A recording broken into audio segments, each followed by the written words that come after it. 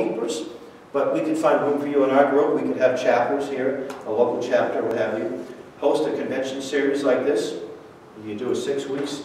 We've been doing a monthly one in Hingham, Massachusetts. Our members all over the country are doing this. I know they're doing it. I think somebody went to the Connecticut one, right? Not that difficult. You show a video and sit back, right? Actually, after the next meeting with Dan, Yeah. I was thinking about putting that on. Great. That's outstanding, right? I already mentioned the voting records, right? And we, other than this Article 5 thing, we're also working to expose Agenda 21, Common Core, the North American Union. The next thing is this transatlantic partnership that Obama's pushing, fast track, and this is something that may come up tomorrow, you know, that will put the nail in the coffin if we don't stop it. And this should be on the top, but not on the bottom, but pray. Some people, that's all they do is pray.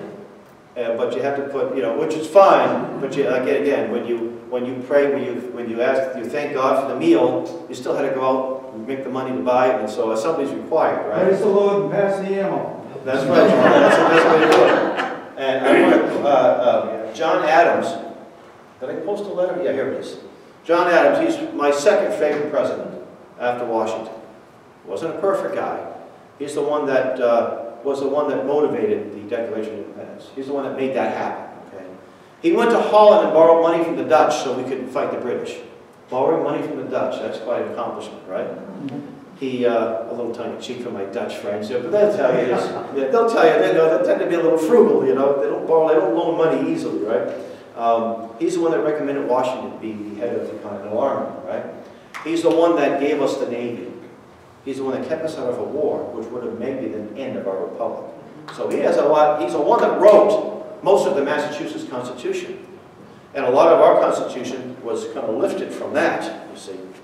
So, and he wrote, he had this quote that I use a lot, saying that our Constitution is for religious and moral people. It is wholly inadequate for anyone else.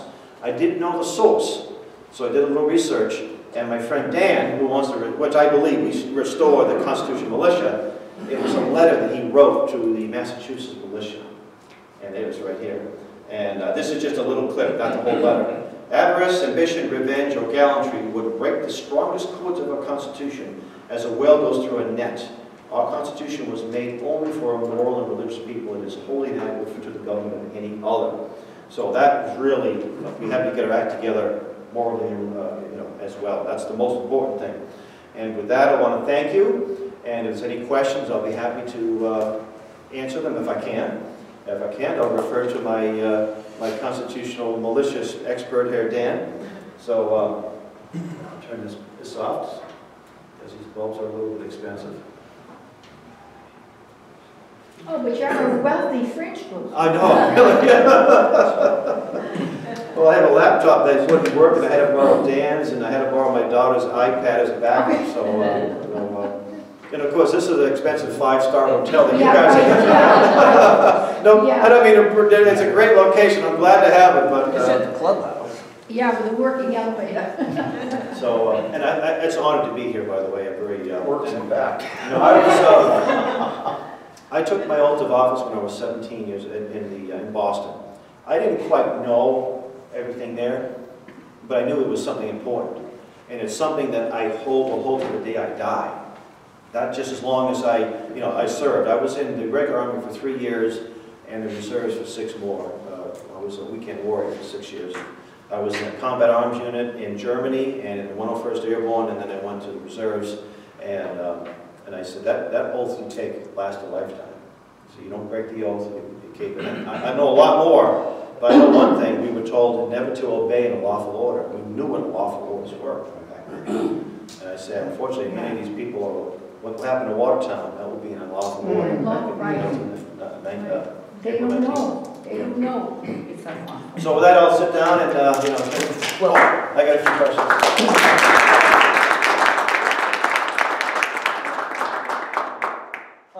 The individuals that are pushing for the Article 5 Constitutional Convention, you had mentioned that a lot of the people, they just don't know the Constitution.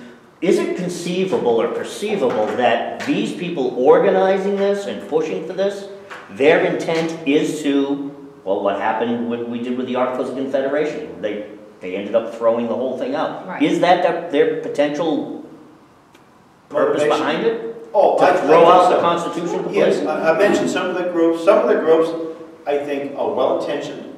I mentioned, there's a lot of their people are. But, definitely. I think they want to, you don't have to have a runaway in the sense that they completely scrap everything and start, the amendments themselves can repeal other amendments. Right. And that would be a runaway, you see. But, and I should have mentioned this too, maybe when I update it a little bit. We live in an era of constitutional illiteracy. Right? Now, one of the things we do is we have information tables at various events. Right? Now, if I'm at a homeschool group, we'll be here in Worcester, in a couple of months, they do better they know a little bit more than, let's say, at a county fair. We do the Cheshire Fair. We've been doing it now for many years.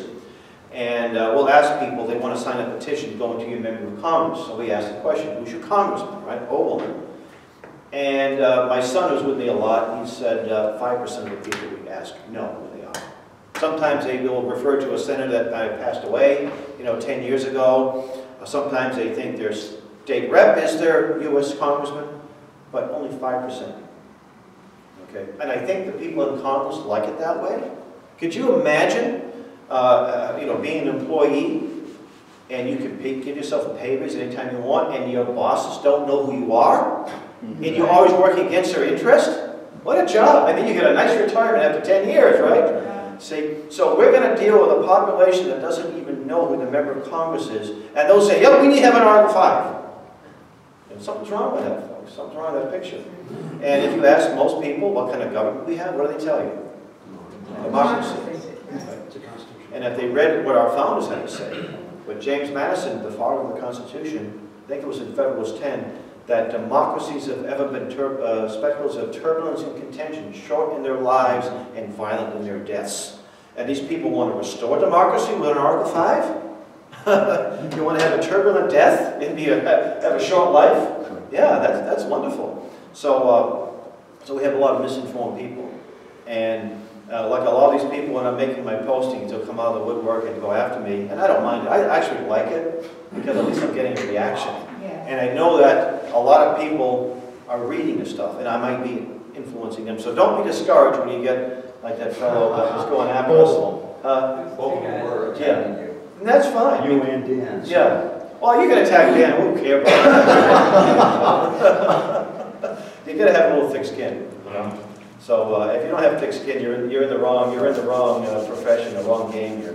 And again, that means we must be resonated, because if they didn't go after us, it's like when we were doing this Agenda 21 campaign.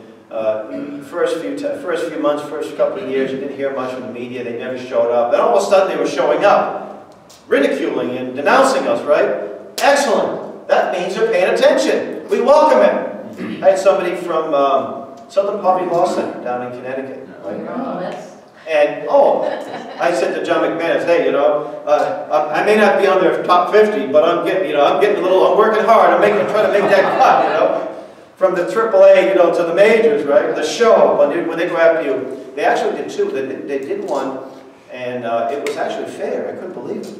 It was actually fair. It was done by a writer working. He's probably not writing for them anymore. And then Esquire magazine came out. The guy that did it, we had a small, Dave was with it, Dave Kopatz, and I did the presentation.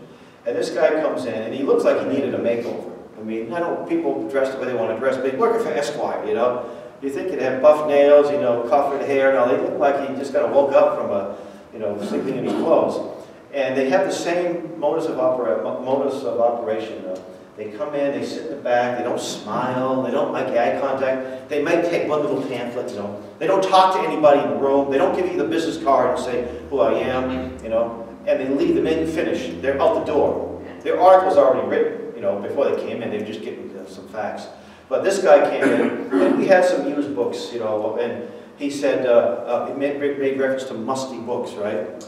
And I said, so I wrote my rebuttal to him, and I said, I had two of my children there helping me out, and I want to thank Mr. So-and-so for his article. It was a classic example of yellow journalism, you see. So I don't want to spend the rest of my life going after every little crank online, but you make a couple of points, and then I tell people, when I go fishing, which isn't very often, I usually put worms on my hook, right? you always want to leave a phone number out there or website. You want people to contact you, right? You know, I was I mentioned I was on the radio. I called in, what's his name, the Jeff Kunis show, and I was plugging Second Amendment Sisters. So it was just that he was talking about his wife who's conservative but doesn't like to shoot. So what a great segue. And I said, 2A, their website. So I made sure I left the website, you know, so people listen to that. He was interested as well. So do that kind of thing. When you make a posting, you want to put your Oath Keepers group there, put JBS, put my name, whatever it is, but make sure people want to follow up. And a lot of people, you know, there'd be 100 people out there, and there might be 2 or 3 people that will take it serious. Because unfortunately, most people aren't activists by nature. But they are out there. And that's all we can do. We got to find those people who are the activists. Any other questions? Yes. Hi, my name is Rob Blakeney. I'm from a different point of view on this subject. I appreciate the Convention of States project, so there's some difference of opinion on this, but I respectfully appreciate the time you've taken. And I appreciate that you came, and I don't think you're an evil person. You're probably a very decent guy, and I'm glad you're here, right? Thank you very much. And I shared you spoke well of Phyllis Schlafly, and you expressed some disagreement with some comments individuals have made, and we're on the same page on that as well. I can speak. Some differences, the term con-con, I think it's more than semantics. For me, this seems like part of the Constitution itself is being called a con. I know the term can mean just simply Constitutional Convention, but by using the shorthand con, it sounds like disparaging part of the text, and that may not be your intention, but it just sounds that way. And well, I think here, let me just explain why I think that suggestion is there. I think the suggestion is that the convention would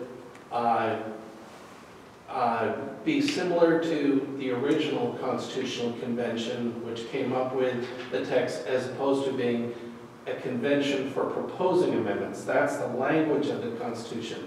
And so by substituting language from Article 5 itself, substituting this other term, alien to the text, with the language that's in the text, and the language of the text says amendment is within the expectations of the founders. Mm-hmm. They are the ones who came up with the Bill of Rights. So to say that one must defend, not amend, as if defending excludes all possible amendments, that's alien to the thinking of the founders. So I think that it should be a way to amend that's consistent with their founders' vision, a lot of the history you gave, I'm not aware of. I don't know the details. You're much more experienced on this. I did have a concern that the way it was listed and some of the arguments for an Article 5 convention, they came from a variety of different groups, so it would be easily blurred together. Convention of States project would not go along with a number of things you were talking about. I've never heard any talk about corporations losing legal personhood. That's not, there are some other things that you listed that come from a variety of sources. That's right. And so nobody from a more conservative framework, such as Mark Levin's, would want anything to do with anything from George Soros. It may be that your concern is that a convention that, if you got 34 states to propose something, to support something like the Convention of States project and proposed application, that suddenly a convention once convened would then run off in a George Soros direction. That if you said, let's have 34 states supporting an amendment or a convention for the purpose of limiting the jurisdiction of the federal government, the spending, the terms of federal officials, that even though you already had 34 states publicly stating they're on board with that, that next thing you're going to see happen is people coming along with something radically different, sneaking it in the back door. But just politically, is that realistic? Completely. Okay, well, I appreciate the question. I know there's a lot of questions in there. The first one is that from the 80s, when people said CON, it was really an abbreviation for an Article 5. It wasn't to reflect upon the first one that happened, and we understood it would under the guise of Article 5. That's what we talk about. In fact, at Harvard, they called it, the people, Meckler was there, he had no trouble with the word CON in 2011. Now, and I didn't mention this either, 1995, they had this movement to have Conference of the States, right? It was chaired by the Utah governor at the time, Levitt, and we played a role in killing it. This would have been an extra-constitutional Conference of the States with the notion that the states are the sovereign bodies that created the federal government, and this convention is a sovereign body. And all they needed was 26 states. So that would have been a convention of the states, extra-constitutional, right? And I've been trying to, I qualify because I've heard that we're talking about an Article 5 convention. And as I said earlier, you could put the wording on that resolution. Each state can say only for a balanced budget amendment. But Congress, the Constitution doesn't say they will be making calls for specific reasons. So Massachusetts call that will deals with personhood for a convention, that will be one call, and maybe Arizona that calls for a balanced budget, that's another call. Okay, so you pull those calls together, you get 34 states, you have a convention. You can't deny people from states that have a very liberal, they're going to be here too, right? Are they going to go along with Mark Levin's proposals? They have to come up. They're going to have this convention. I'm hoping we don't have it. If they have this convention, they're going to be there too. You can't keep them out, right? Can you keep them out? No, you can't keep them out. They will be there, right? You can't keep them out of the United States. No, I'm saying you can't keep them out of this convention. So California will send people with a progressive perspective, no matter what the call calls for, right? And you think they're going to walk away with a balanced budget amendment? And I told you before, the Constitution is pretty clear. You see, you can have a wonderful balanced budget amendment, but it's not going to solve the problem. I've read the proposed amendments. It allows for an unbalanced budget in case of national emergency. Last time I checked, aren't we in one right now? We have been for quite a long time, depending on what legal scholar. We need a constitutional budget, you see. So I wish that this would be the solution. I really do. I wish that it would be that simple. I wish that these folks like Soros weren't backing this thing, and I wish to believe that these folks are honorable people that think if we have these amendments, we'll be able to get the ship right. I wish it were that simple, but it's not. And like I said, I've done the homework, and these folks from the 80s, they may not be around much longer, but the folks that their next generation will be there. And Harvard Law School, why would they? I mean, you got to ask yourself some questions there, you know. Why would you collaborate with these people? You may not endorse their amendment, but you're going to be there at the convention with them. And will they compromise? I mentioned it earlier. Will they compromise? Possibly, right? So, anyway, and I know we have so much more. This is important. This is a life and death, in my opinion. But we should be working together to oppose Common Core, to create informed voters, so folks who are constitutionalists can get elected and really rein in the federal and state governments too. So, anyway, but I do appreciate your comments. I have a question for you. Yes. My name is Bob Nelson, and I'm just wondering how we get together as states, you know, and start holding people like Eric Holder and stuff accountable. I mean, when you look at a government that can basically do whatever they want, and you're the highest lawman in the country basically saying, you know, I'm going to lie to Congress, I'm going to do whatever I want.